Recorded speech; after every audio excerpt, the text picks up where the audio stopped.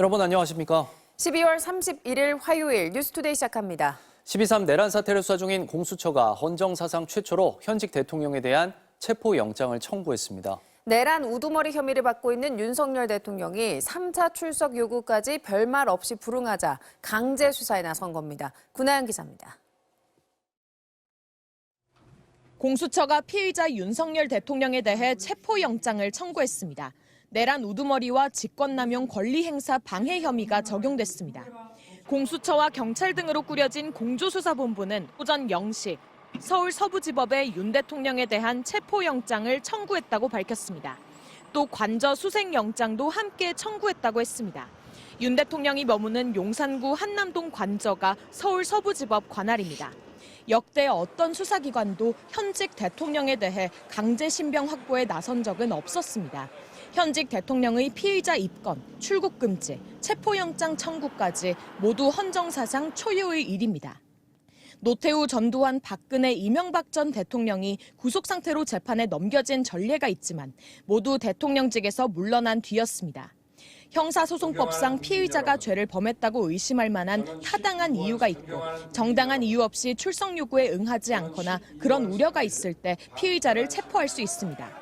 윤 대통령이 위헌, 위법적인 비상계엄 선포로 국헌 문란 목적의 폭동을 일으켰다는 혐의는 김용현 전 국방장관에 대한 검찰 수사 과정에서 이미 뚜렷하게 드러났습니다.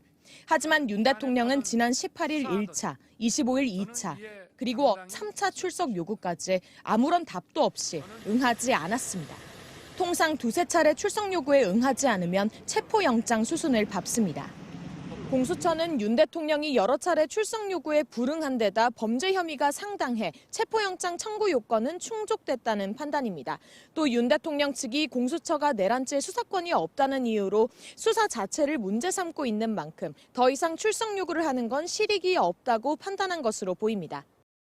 공조수사본부 관계자는 영장 발부 전 출석한다면 조사할 수는 있지만 이미 영장이 청구된 상황에서 법원이 발부한다면 집행이 이루어져야 한다며 신병 확보에 대한 의지를 드러냈습니다.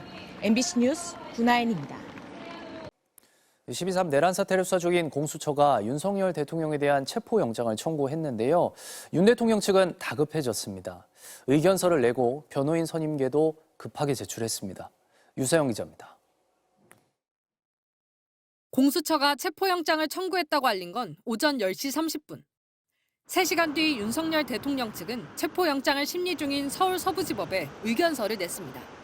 강제 수사가 현실화되자 다급해진 겁니다. 윤 대통령 측은 내란죄 수사권이 없는 공수처의 체포영장 청구는 그 자체로 불법이라는 기존 주장을 되풀이했습니다. 직권남용 혐의로 시작해 내란죄 수사로 이어간다는 건 말이 안 된다고 했습니다.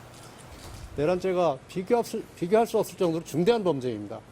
그런 가벼운 범죄를 가지고 내란죄의 어떤 관할을 주장하는 것도 법리적으로 맞지 않습니다.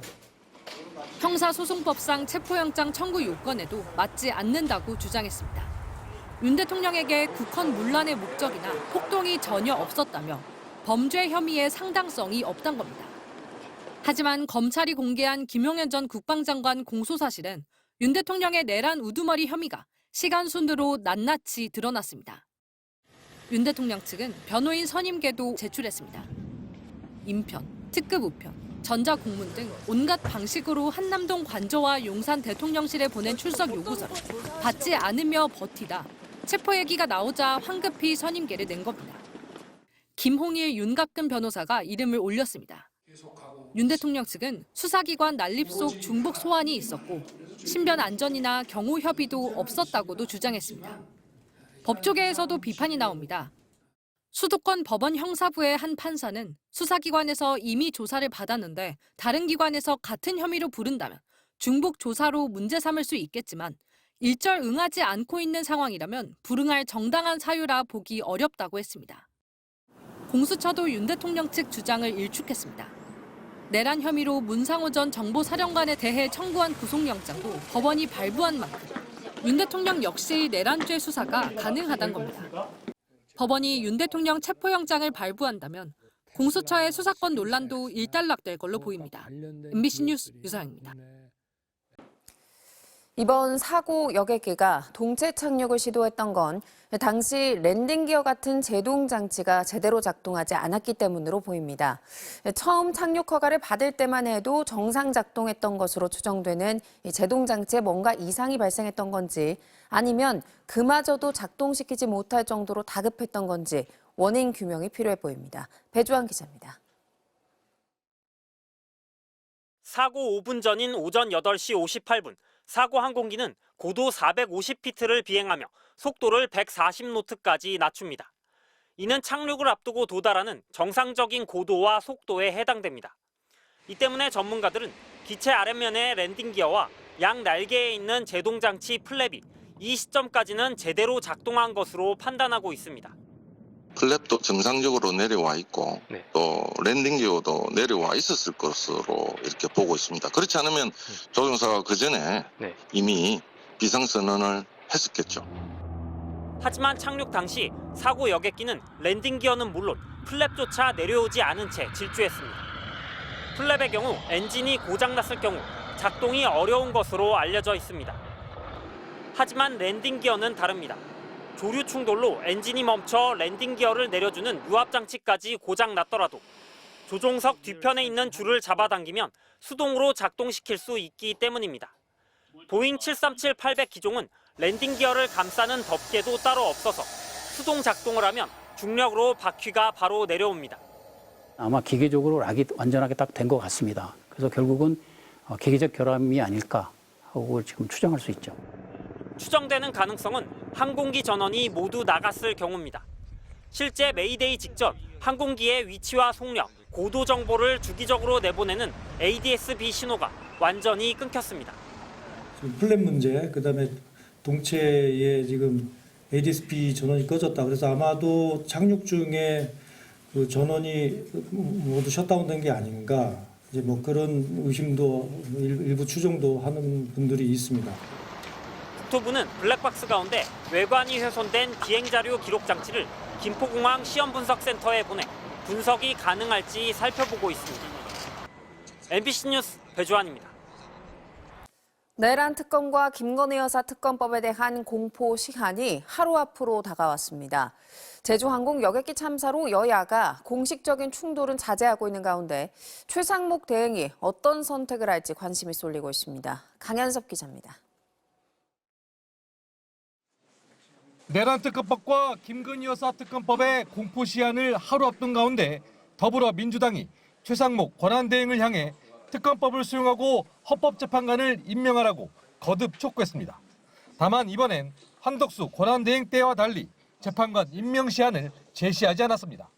공석 3명을 임명하는 것은 최상목 권한대행의 당연한 의무인 것이죠. 지금은 당장 뭐 시한을 정할 필요는 없는 것 같고요.